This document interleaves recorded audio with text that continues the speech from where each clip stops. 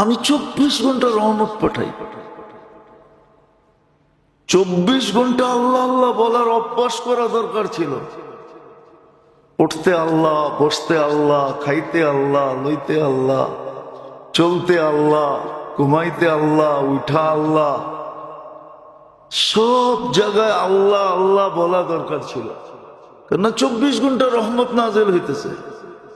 নাহলে আপনি সুস্থ বসে আছেন কি করে? আরে সুস্থ আপনি বসে আছেন কি করে?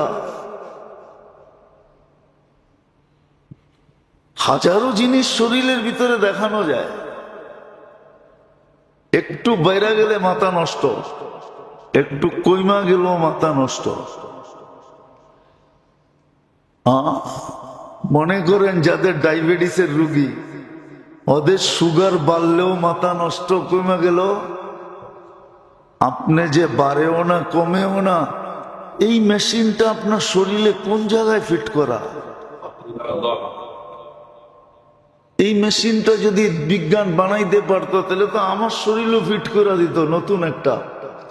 বলবো আল্লাহর দেওয়াটা অকেজো হয়ে গেছে, অকেজো হয়ে গেছে দিত, সুগার কন্ট্রোল নাই। আপনার তো যে কন্ট্রোলে আছে, এই মেশিনটা কোন জায়গায় ফিট করা? ডাক্তারদেরকে জিজ্ঞাসা করেন তো, যে এই মেশিনটা কোন জায়গায় ফিট করা? হাড্ডির কোন জয়েন্টের কোন পয়েন্টে ফিট করা? হাড্ডির কোন জায়গায় ফিট করা? রগের কোন রগের ভিতরে ফিট করা? বলুক ডাক্তারি দুনিয়া, বলুক আমাকে কোন জায়গায় ফিট করছে। মানুষের ভিতরটা যে রোগে আক্রান্ত হয়, এটা মানুষ মানতে চায় না। আর না মানার কারণও আছে। শরীরে আক্রান্ত হওয়ার গবেষণা, প্রত্যেক দেশে গবেষণাগার আছে, গবেষণার জন্য রোগ নিয়োজিত আছে। আবার রোগ প্রতিরোধ করার জন্য যত ব্যবস্থাপনার দরকার হয়, ওই ব্যবস্থাপনাও আছে। বিদায় চর্চা আছে, আলোচনা আছে, প্রচার আছে, প্রসার আছে। এটা সহজে বুঝে আসে যে মানুষের দেহটা রোগে আক্রান্ত হয়, কিন্তু মানুষের ভিতরটাও রোগে আক্রান্ত হয়।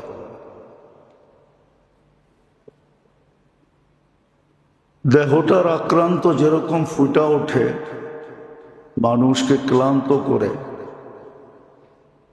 খুব কম মানুষ পাওয়া যাবে দেহের রোগে, আত্মার রোগে, ভিতরের রোগে আক্রান্ত হলে শরীরে ফুটা ওঠে না, ব্যথিতও হয় না, বিদায় সজাগও হয় না। এরকম অনুভূতিওয়ালা মানুষ লাখের ভিতরে একজন পাওয়া যাবে কিনা সন্দেহ। যেমন একটা উদাহরণ দিলে দেখা যাবে, মসজিদ বড় মুসল্লি থাকবে, এক হাদিসে আছে মসজিদ বড় মুসল্লি থাকবে, খচ মসজিদ বড় মুসল্লি, কিন্তু খুজুওয়ালা একজনও থাকবে না। নামাজ যে খুজুর সাথে পড়া, এই অনুভূতিটাও কারো ভিতরে আসবে না যে আমার ভিতরে খুশু নাই, আমার ভিতরে খুজু নাই, একাগ্র চিত্ততা নাই আমার ভিতরে। এই অনুভূতিটাও আসবে না, কেননা এটা দেহের ভিতরে কোনো প্রভাব ফেলে না। তো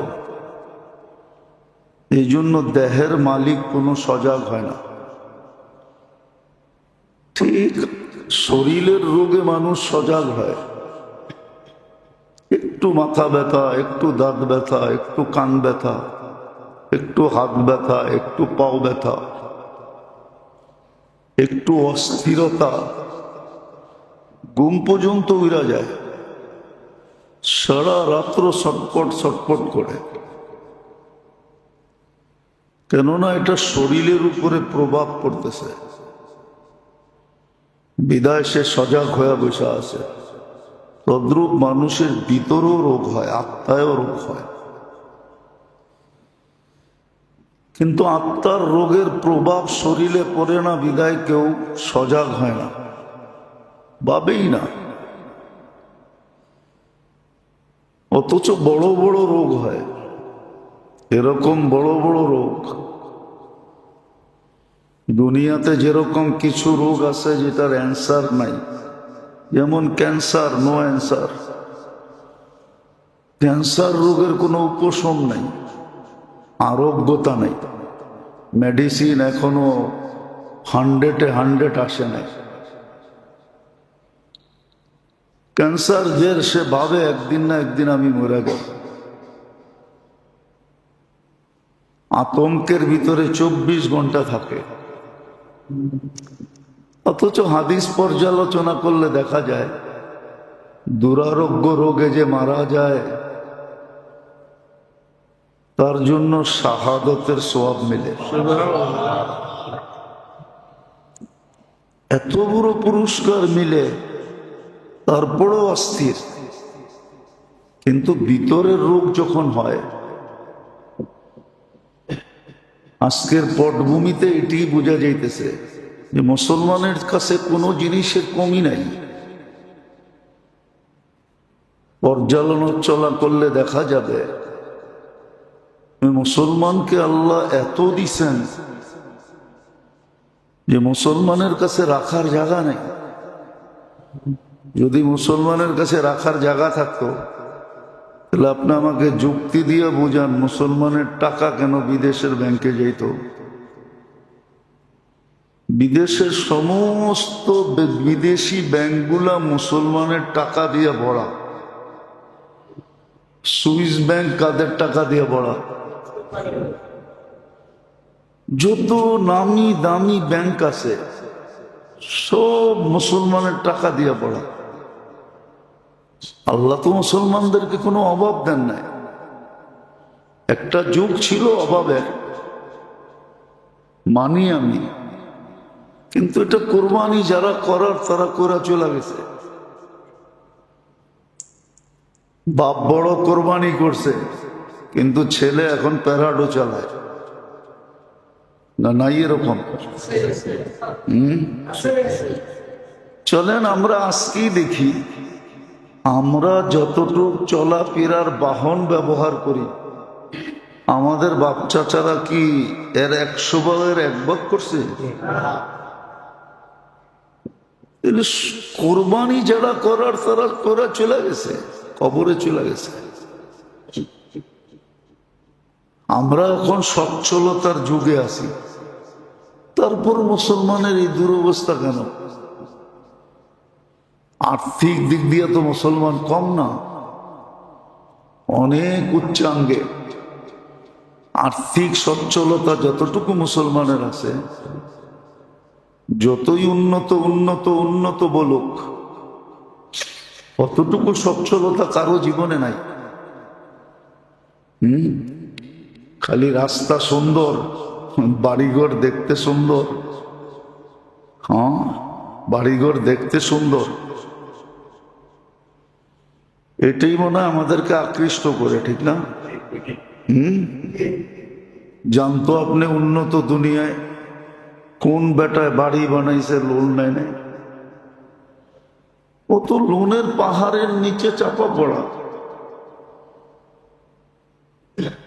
লোনের পাহাড়ের নিচে চাপা পড়ে আছে। যা কামায় সিংহবাগ। আমাদের দেশের তো নিম্নমানের চাকরিজীবীও মাসের শেষে টাকাটা নিজের হাতে গুনতে পারে। কম হোক বেশি হোক, এটা গনাও একটা কি আনন্দ, ঠিক না? জান না উন্নত দুনিয়ায় কেউ টাকা গুনতে পারে কিনা? যান ঘুরে দেখা আসেন। ও টাকা তো ব্যাংকের অ্যাকাউন্টে যায়, যে যে পাওনাদার তার কাছে অটোমেটিক চলে যায়। সে তো কোনোদিন টাকা গইনেও দেখতে পারে না। আপনি তো 5,000 টাকা গয়না দেখতে পারেন যে 5,000 টাকা পাইলাম, টাকা গণারও একটা স্বাদ আছে, নোট চোখে দেখাও একটা স্বাদ আছে। ওরা তো কোনোদিন স্বাদ দেখে না। জিজ্ঞাসা করেন কারো আত্মীয় স্বজন বিদেশে থাকলে, উন্নত দেশে থাকলে, উন্নত আমেরিকা, কানাডা, অস্ট্রেলিয়া, ইউরোপ, জিজ্ঞাসা করেন ওকে, ও গয়না দেখতে পারে কিনা। তো যেটা বুঝাইতেছিলাম, আজকে মুসলমানের এই দুরবস্থা কেন? শরীরের রোগ নিয়ে সবাই সজাগ, কিন্তু ভিতরে যে আক্রান্ত এটা নিয়ে কেউ সজাগ না। আর সজাগ না হওয়ার কারণও বলছি, কেননা আত্মার রোগের প্রভাব শরীরে পড়ে না, শরীর দিয়ে ফুটা ওঠে না, শরীরকে ভেদ করে না।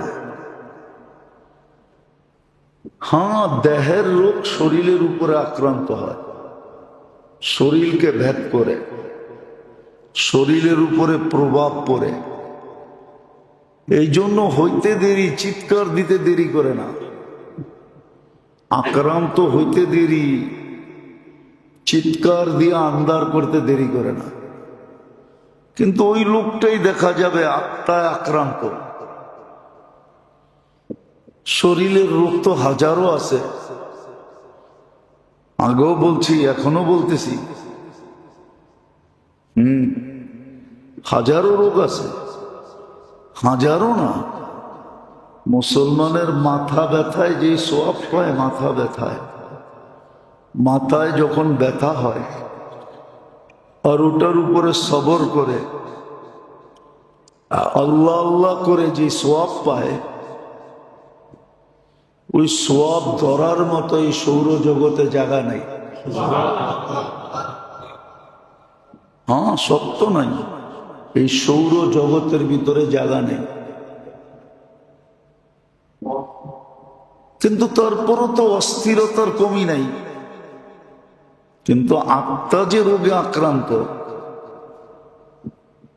দুনিয়ার রোগ তো মানুষকে লাভ হাতে ধরায় দিবে, বেনিফিট পাওয়ায় দিবে, সে লাভবান হবে, সওয়াব পাবে। এই জন্যই তো আল্লাহ রসুল হাসতেছিলেন। জিজ্ঞাসা করছে হাসেন কেন? বলছে তোমাদের অবস্থাকে ভাবতে যে হাসতেছি। কাঁটা বিঁধলেও তোমরা সওয়াব পাও, কাঁটা বিঁধলেও সওয়াব মেলে। কিন্তু আত্মার রোগে যে আমরা আক্রান্ত, যার কারণেই মুসলমানের এই দুরবস্থা। যে যতই যুক্তি দেখ না কেন, যে যতই যুক্তি দেখ না কেন, যে মুসলমানের কাছে এটা নাই, সেটা নাই, এই নাই, সেই নাই। আমাদের সমাজে একটা কথা মাঝে মাঝে পত্রিকায় লেখে, মিডিয়ায় বলে যে প্রকৃতির সামনে সবাই ধরাশায়ী। বোঝেন, বাংলা বলছেন? প্রাকৃতিক দুর্যোগের সামনে সবাই কি, যত বড় শক্তি হোক। আচ্ছা, প্রাকৃতিক জিনিসটা কি বলেন তো? এটা আল্লাহর কুদরত। আল্লাহ, এটা কি? আল্লাহর কুদরত। এটার নামই আল্লাহর কুদরত, এটার নামই আল্লাহর শক্তি। যে সাইক্লোন আসতেছে ধায়া, কিন্তু তীর কামান সবই আছে, কিন্তু কারো কোরআন হাদিস থেকে যতটুকুই তেলাওয়াত করা হলো, আশা রাখি একই সামনে রেখে কিছু কথা রাখবো, সাথে সাথে দোয়ার দরখাস্ত। আল্লাহ আমাদের সকলকে বুঝার এবং আমল করার তৌফিক দান করে। শরীর রোগে আক্রান্ত হয়, এটা তো মানুষ মাইনা নেয়। রাসূল বলেছেন চতুর্থ, মাল ভালোবাসবে, হিসাব ভুলা যাবে। পঞ্চম, ইউহিব্বুনাল খালকা ওয়া ইয়ানসাউনাল খালিক, সৃষ্টিকে ভালোবাসবে, আল্লাহকে ভুলা যাবে। তখনই আল্লাহর রাসূল বলছে, আনা বারিকুম মিনহুম, আমি তোমাদের কোনো ধার ধারব না। অহুম বরাআউ মিন্নী, তোমরাও আমার ইজ্জত রাখো না, আমিও তোমাদের ইজ্জত রাখবো না। তোমরাও আমার ধার ধারো না, আমিও তোমাদের ধার ধারবো না। তোমরাও আমার দিকে তাকাও না, আমিও তোমাদের দিকে তাকাবো না। তোমরাও আমার খেয়াল রাখো না, আমিও তোমাদের খেয়াল রাখবো না। তোমরাও আমাকে ইজ্জত দাও না, আমিও তোমাদেরকে ইজ্জত দিব না। তারপরেই মনে হয় আল্লাহ বইলা দিছিলেন এই হাদিস, যদিও এই হাদিসের সাথে সংযুক্ত না, অনেক দূরে লেখা পাইছি। এক জায়গায় আল্লাহ বইলা দিছেন, ফালা উবালি বিকুমুল্লাহু বালা, আল্লাহ বলে তোমরা যেইখানে মনে চায় ওইখানে যায় মরো, আমি তোমাদের দিকে তাকাই দেখবো না। কেননা তোমরা আমাকে নারাজ করছো, এটা আমি মেনে নিতাম, কিন্তু আমার বন্ধুকে কেন নারাজ করলা? অনেক সময় বলে, মানুষ বলে আপনি আমাকে বলতেন, কিন্তু আপনি আমার লোকের লোকটাকে বেইজ্জত করলেন কেন? আমাকে করতেন, আমি মেনে নিতাম, কিন্তু আমার সাথে যে আসছে তাকে করলেন কেন? তাকে করলেন কেন? এটা আমি মেনে নিতে পারতেছি না। সে তো আমার সাথে আসছে, আপনি আমাকে করতেন, তাকে কেন করলেন? আমাকে নীরবে বলতেন, তার সামনে বললেন কেন? আল্লাহ বলে তোমরা আমার গুনাহ করছিলাম, মাইনা নিতাম, কিন্তু আমার বন্ধুর করলা কেন? তো দুইটা রোগেই যথেষ্ট, আর কোনো রোগের দরকার নেই। একটা হলো লম্বা লম্বা আশা, প্লান, বলেন প্লান, লম্বা লম্বা লম্বা লম্বা কিতাবে লেখা আছে, এই জন্য বলতেছি। ছেলেরা পড়ছে, অনেক মাদ্রাসার ছেলে আছে, ওরা নফাতুল ইয়ামান, ওদের একটা আরবি সাহিত্যের কিতাব আছে, ওটার ভিতরে একটা কাহিনী লেখা আছে নফাতুল ইয়ামানের ভিতরে। না না না, নফাতুল আরব, যেটা এজাজ আলী রহমতুল্লাহ আলাই লেখছেন, ওটার ভিতরে একটা কাহিনী লেখা আছে। বাগদাদে একবার প্রসিদ্ধ হয়ে গেছে, আজরাইল মরে গেছে। তো সবাই জিজ্ঞেস করছে, এটা প্রসিদ্ধ হলো, আজরাইল কেন মরে গেল? আজরাইল যদি নাই মরতো, তাহলে অমুক মুহাদ্দিস 300 বৎসরের জন্য দরিয়ায় দজলার পারে জমিন কেন লিজ নিত? এত বড় মুহাদ্দিস জমিন লিজ নিছে কত বৎসর? তাইলে উনি জানছে আজরাইল মরে গেছে, আর মৌত আসবে না, এটা 300 বৎসরের জন্য লিজ নিছে। আজকে আমাদের আশা হইল লম্বা লম্বা, এই একটা রোগ হইলেই যথেষ্ট। কিন্তু হাদিসে আরেকটাও বলছে, কেননা লম্বা লম্বা প্লান মানুষকে আখিরাত ভুলায়া দেয়। দ্বিতীয় হলো ইত্তেবাউল হাওয়া, এটা আরো খতরনাক ক্যান্সার। মন মতো চলা, মানুষ মন মতো যখন চলে, তো হকের মাঝে, ওর মাঝে, কোরআন হাদিসের মাঝে, আল্লাহ রসুলের মাঝে, ওর মাঝে একটা পর্দা চলে আসে, ও আর হক কোনোদিন চিনে না। যেমন আমাদের সমাজের লোকগুলো আমাদেরকে ধুইতে কম ধোয় না। 2 দিন আগেই দেখছি, 2 দিন আগে একজনের টক শোতে বসে বলতেছে, মাদ্রাসা গুলা হলো দরিদ্র বানানের কারখানা। কি জানি না লোকটার নাম কি, কিন্তু আমার সমাজ বলে সে সুশীল। কি কি শব্দ কত সুন্দর, সু আবার শীল। আগে আমরা শীল বসতাম কারে জানেন? কাছে করার কোনো ক্ষমতা নেই, সব বেবস হয়ে বসে আছে, ঠিক না?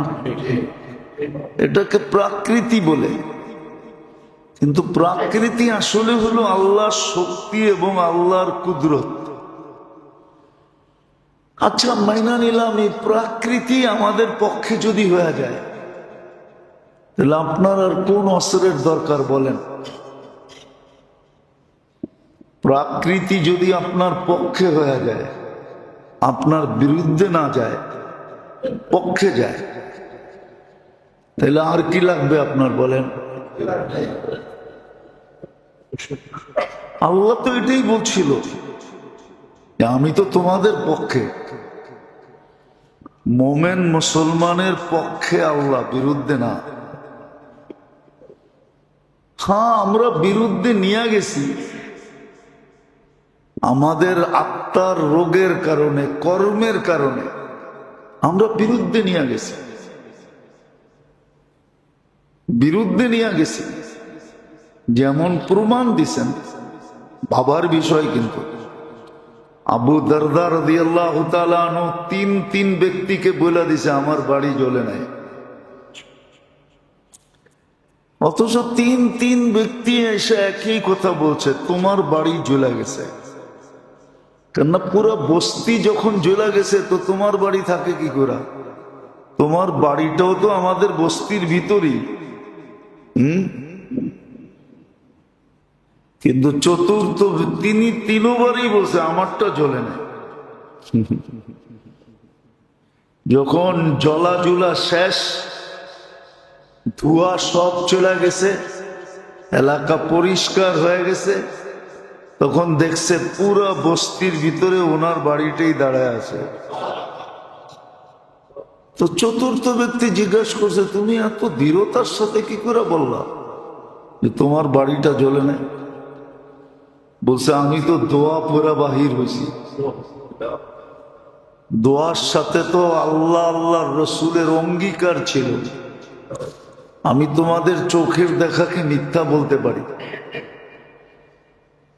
তোমাদের দেখাকে মিথ্যা বলা কোনো অসুবিধা নেই, কোনো সমস্যা নেই। তোমরা ভুলও দেখতে পারো, চক্ষু মাঝে মাঝে মানুষকে ভুলও দেখায়, চক্ষু মাঝে মাঝে মানুষকে ভুলও দেখায়, কান মাঝে মাঝে মানুষকে ভুলও শোনায়, জবান মানুষকে মাঝে মাঝে ভুলও বলায়, হাত মানুষের হাত মাঝে মাঝে ভুলও ধরায়, পাও মাঝে মাঝে ভুল দিকেও চালায়, ব্রেন মাঝে মাঝে ভুল জিনিসও চিন্তা করে। সবগুলোর ভিতরে ভুলের সংমিশ্রণ আছে, কিন্তু আল্লাহ আল্লাহ রসুলের কথার সাথে তো ভুলে কোনো সংমিশ্রণ নাই। উনি তো বলছেন এই দোয়া যে সকালবেলা পড়বে সন্ধ্যা পর্যন্ত হঠাৎ বিপদ এখানে আসতেই পারে না। আর আগুন লাগাটা তো হঠাৎ বিপদ ছিল। আমি তোমাদের কথা বিশ্বাস করি তো করি কি করে? আল্লাহ যদি প্রমাণ না দিতেন তাইলে না কথা ছিল, প্রমাণ তো আছে, হাজারো প্রমাণ রাখা আছে। তো যেটা বুঝাইতেছিলাম, দেহের অসুস্থতা আমাদেরকে অস্থির করে ফেলে, কিন্তু আমরা যে বিতর্কত ভাবে আত্মাগত ভাবে অসুস্থ, যেটার কারণেই মুসলমান আজকে এত পিছে, সব থাকা সত্ত্বেও পিছে। আল্লাহ পক্ষে, আল্লাহ অঙ্গীকার দেওয়া সত্ত্বেও পিছে, নাইলে মুসলমানের এই দুরবস্থা হবে কেন? যেই দুরবস্থার চিত্র আজকে আমাদের সামনে ফুটে উঠতেছে, যেই দুরবস্থার চিত্র আমাদের সামনে দিন দিন প্রস্ফুটিত হইতেছে। আর এই কথাও সত্য। আমাদের একটা প্রবাদ বাক্য আছে, সোজা আঙ্গুলে ঘৃণা উঠলে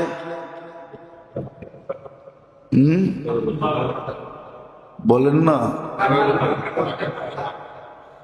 আল্লাহ একটু বলে দিছে সোজা যদি না চলো তাহলে তোমাদেরকে বেকা আঙ্গুল দিয়ে চালাবো।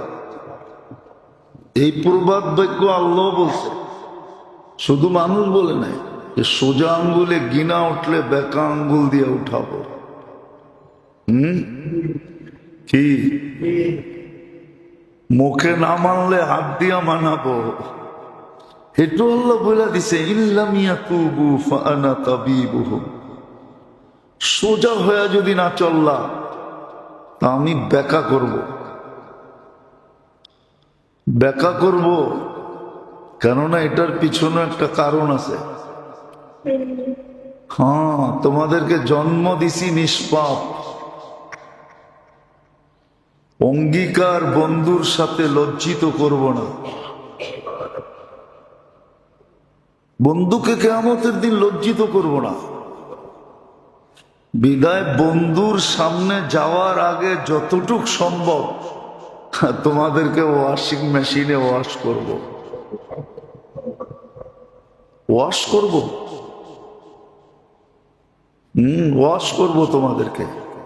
এই জন্য মুসিবত দুই তিন কারণে আসে।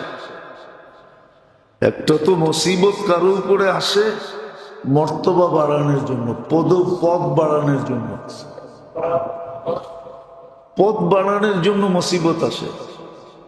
হাদিসে সুস্পষ্ট আছে, মুসিবত সকালে উঠে আল্লাহকে জিজ্ঞাসা করে কোথায় যাব, ইলা আইনা আতাওয়াজ্জাহ, আমি যাব কোন দিকে? তা আল্লাহ বলে ইলা আউলিয়া, আমার বন্ধুদের কাছে যা, আমার আপন মানুষের কাছে যা। তো মুসিবত বলে আলা ইলা আদাইক, আপনার দুশ্মনদের কাছে যাব না? আল্লাহ বলে না। তো মুসিবত হাক্কা বাক্কা খাওয়া যায়, আশ্চর্য হয়ে যায়, এটা আবার কেমন কথা? যাওয়ার তো কথা দুশ্মনের কাছে, পাঠাইতেছে বন্ধুর কাছে। তো মুসিবত জিজ্ঞেস করে কেন? তা আল্লাহ বলে ইন্নী উরিদু আন উআযযিবাহুম, দুশ্মনদেরকে আরো শাস্তি বাড়ায়া দিতে চাইতেছি। এই জন্য তুমি ওদের কাছে গেলে বেনিফিট দিতে হবে, বিদায় বেনিফিট দিতে চাই না, লাভ দিতে চাই না। বলছে বন্ধুদের কাছে কেন যাব? বলে দুই কারণে। ইন্নী উরিদু আন উতাহহিরাহুম, একটা হলো আমি ওদেরকে পবিত্র করতে চাই, এটা হলো প্রথম কারণ। বেকা আঙ্গুল, এটার নামই বেকা আঙ্গুল। আমি ওদেরকে পবিত্র করতে চাই। আচ্ছা বলেন তো সত্য করে, করুণার সময় যতটুকু আল্লাহ আল্লাহ করছেন, বলেন আজকে ওর 100 ভাগের 1 ভাগ করেন? হ্যাঁ না, সবাই মনে হয় মানে নাই। করুণার সময় যতটুকু আল্লাহ আল্লাহ করছেন যেন করুণা না হয়, ঠিক না? দোয়ার ছড়াছড়ি ছিল, প্রত্যেক মসজিদের সামনে করুণার দোয়া লেখা। এখন কোন মসজিদের সামনে করুণার দোয়া লেখা নেই, আছে নাকি? প্রত্যেক বাড়ির গেটে করুণার দোয়া লেখা, এখন কারো গেটে করুণার দোয়া লেখা নেই। অথচ এই দোয়া তো আজীবন পড়ার জন্য দিছিলেন, শুধু করুণা হওয়ার জন্য দিছিলেন নাকি?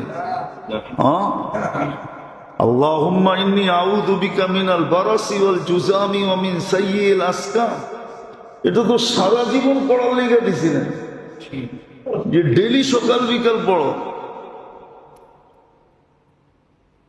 কিন্তু করুণার সময় যতটুকু আল্লাহ আল্লাহ করছি, আচ্ছা বলেন বিপদে পড়লে যতটুকু আল্লাহকে ডাকে, বিপদ সেরা গেলে এতটুকু ডাকে নাকি? অথচ আল্লাহকে ডাকা তো উচিত ছিল 24 ঘন্টা, ঠিক না? কেন 24 ঘন্টাই তো নেয়ামতের ভিতরে ডুবা আছি। যদি 24 ঘন্টা আমার উপরে নেয়ামত বর্ষিত না হইতো, এই জন্যই তো এক জায়গায় বড় আক্ষেপে বলছেন, শব্দটা আল্লাহর জন্য শোভনীয় না। কিন্তু আমার কাছেও দ্বিতীয় শব্দ নাই, জানা নাই, হয়তো ডিকশনারিতে আছে। আল্লাহ বড় আক্ষেপের সাথে বলা যেতে পারে, বড় ব্যথা নিয়া, বড় দুঃখ নিয়া, যদি এগুলো আল্লাহর জন্য একটা শব্দ শোভনীয় না, বড় আশ্চর্যান্বিতার সাথে আল্লাহ বলতেছেন রহমতি ইলাইকা নাজিল, 24 ঘন্টা আমার রহমত তোর উপরে বর্ষিত হইতে থাকে। ও মাসিয়াতুকা ইলাইয়া সাঈদ, আর 24 ঘন্টা তুই আমার দিকে নাফরমানি পাঠাইতে থাকিস। তারপরে আল্লাহ জিজ্ঞাসা করছে, বল তোর বিবেক কি বলে, এটা কি ঠিক?